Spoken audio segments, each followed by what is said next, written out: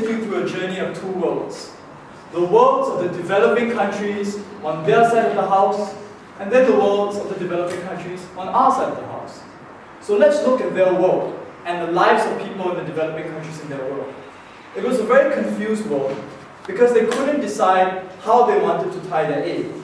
At first they said that aid should be given because it's a moral duty, and that was agreed upon. Both sides agreed that it was a moral duty to improve the lives of less developed countries and people in those countries because their birth lottery was arbitrary. So the morality in the debate was then about who best balances the rights of sexual minorities as well as the larger rights of the individuals within these societies to receive aid at all. But at this point, they copped out. They tried to defend both principles and they didn't fulfill their burden of tied aid, even though there was precedence of aid being tied to other things all around them for them to pick and choose from. But then, because of that, they didn't help anyone.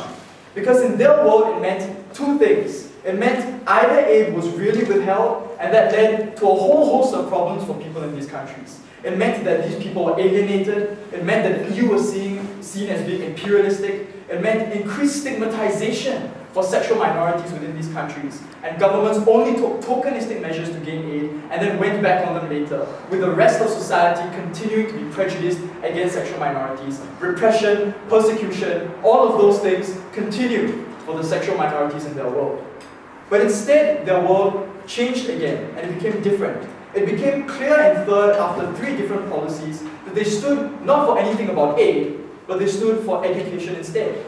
Apart from the fact that this has got no bearing upon the aid policy of the European Union at all, they weren't even adamant about this. Because we asked them if the EU would even begin to write new syllabuses for schools in developing countries, they said no.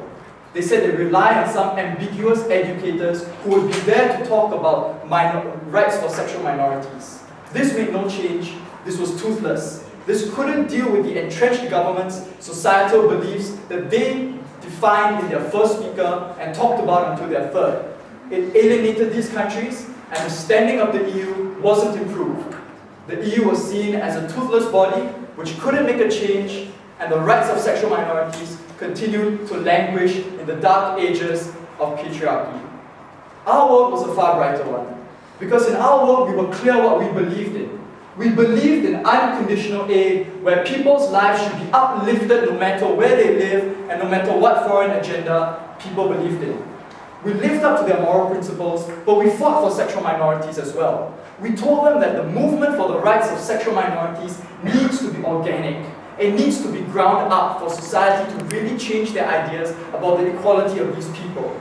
We told you that NGOs, that the provision of education because of aid, that will provide the chance for sexual minorities to win acceptance, to become successful members of society, because that was what would truly change societal perceptions about these people and show that they're not different, but that they can be the same, they can be inclusive, they can be accepted.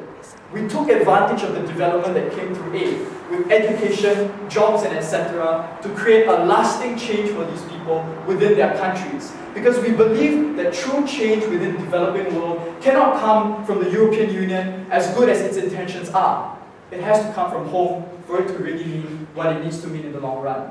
So at the end of the day, if you look at the two worlds which have been presented, and if you look at the dark, confused world on their side, you really start to think that the sexual minorities will feel a lot safer living in ours.